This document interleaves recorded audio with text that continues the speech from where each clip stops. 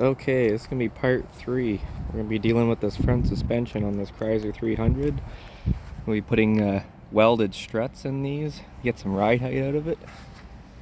Not too bad of a job to do.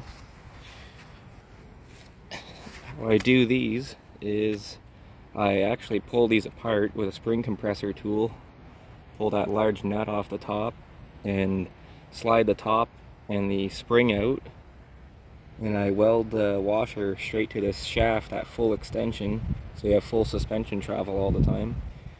There's two different ways you can do it. You can do it that way, where you disassemble the strut, or you can also cut this washer here in half and slide it through the coil spring.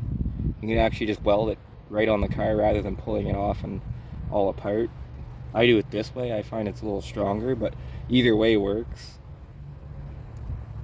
So I measured this car before we put the welded struts in. It still has the stock ones in it.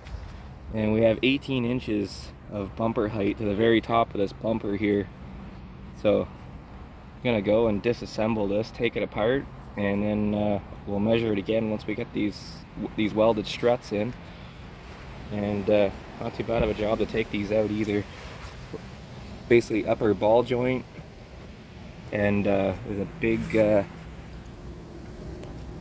nut on the bottom down there, and a sway bar link and 3 bolts at the top, and it's out.